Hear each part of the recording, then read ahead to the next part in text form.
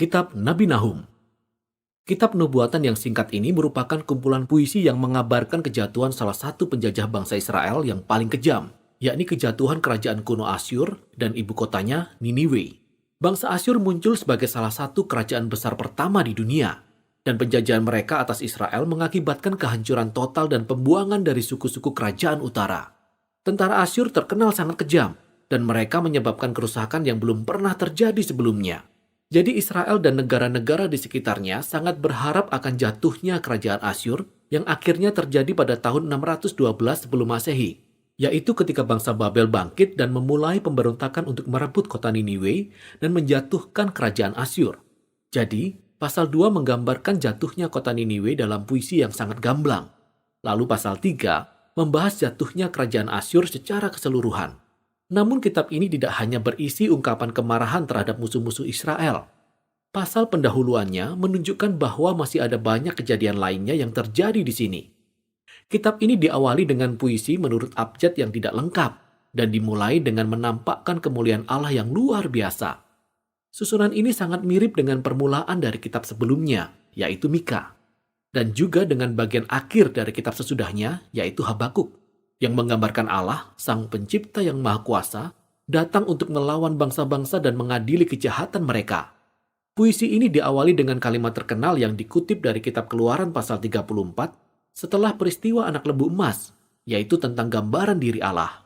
Tuhan itu panjang sabar dan besar kuasanya, tetapi ia tidak sekali-kali membebaskan orang yang bersalah dari hukuman. Lalu bagian selanjutnya dari puisi ini secara bergantian membandingkan nasib bangsa-bangsa yang angkuh dan kejam dengan nasib sisa-sisa umat Allah yang setia. Ketika Allah menjatuhkan semua kerajaan yang angkuh, ia memberi perlindungan bagi mereka yang merendahkan diri di hadapannya. Nah, yang sangat menarik adalah kita pikir kitab ini hanya mengisahkan tentang kerajaan Asyur, tetapi dalam bahasa aslinya, bahasa Ibrani, Kitab Nahum malah tidak menyebut-nyebut tentang kota Niniwe atau kerajaan Asyur di pasal 1. Dan ketika Nahum menggambarkan kejatuhan orang-orang jahat, ia menggunakan kata-kata Nabi Yesaya yang menceritakan kejatuhan Babel yang terjadi jauh di kemudian hari dalam sejarah. Dan tidak hanya itu, Nahum juga menggambarkan kejatuhan orang-orang jahat sebagai kabar baik bagi umat Allah yang tersisa. Dan ini mengacu langsung pada kabar baik dari Nabi Yesaya tentang kejatuhan Babel. Jadi semua detail dalam pasal 1 ini terangkum ke dalam satu tema utama. Bagi Nahum, kejatuhan Niniwe ditampilkan sebagai contoh, sebagai gambaran bagaimana Allah bekerja di dalam sejarah setiap zaman. Bagaimana ia tidak akan membiarkan kerajaan-kerajaan yang angkuh atau kejam untuk bertahan selamanya dalam dunia ini. Jadi pesan dalam kitab Nahum sebenarnya sangat mirip dengan kitab Daniel. Dalam sepanjang sejarah, Asyur merupakan salah satu dari banyak kerajaan yang kejam. Dan apa yang dialami kota Niniwe menjadi peringatan akan janji Allah untuk menjatuhkan bangsa-bangsa yang kejam dan angkuh di setiap zaman. Dari sudut pandang di pasal pembukaan inilah, kitab Nahum kemudian berfokus kembali pada kerajaan Asyur. Jadi pasal 2 menjelaskan tentang pertempuran di kota Niniwe dan bagaimana kota ini digulingkan tahap demi tahap. Pertama-tama kita melihat tentara Babel di garis depan. Lalu kita membaca tentang serangan dari kereta-kereta perang, kemudian kekacauan yang terjadi pada saat tembok kota diterobos oleh musuh. Dan akhirnya terjadilah pembantaian atas orang-orang Niniwe dan kota mereka pun dijarah. Selanjutnya pasal 3 menjelaskan tentang dampak dari kejatuhan kota Niniwe bagi kerajaan Asyur secara keseluruhan.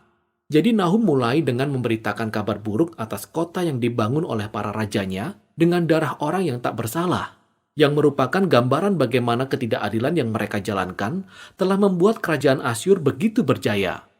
Namun, kekerasan yang mereka lakukan menjadi benih bagi kehancuran mereka sendiri, dan kerajaan Asyur akan jatuh ke tangan bangsa Babel.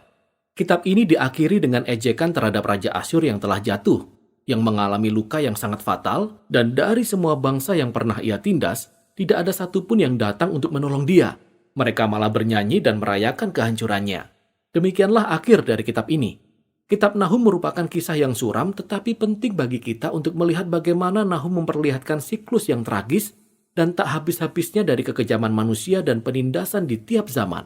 Sejarah manusia dipenuhi dengan suku-suku bangsa yang meninggikan diri dan menggunakan kekerasan untuk merebut apa saja yang mereka inginkan, sehingga mengakibatkan kematian orang-orang yang tidak bersalah. Dan kitab Nahum menggunakan Asyur dan Babel sebagai contoh untuk menunjukkan kepada kita bahwa Allah berduka dan Ia peduli akan kematian orang-orang yang tidak bersalah. Kebaikan dan keadilan Allah mendorong Dia untuk mendatangkan kejatuhan bagi bangsa-bangsa penindas. Dan hukuman Allah atas kejahatan mereka menjadi kabar baik, kecuali bagi bangsa Asyur tentunya.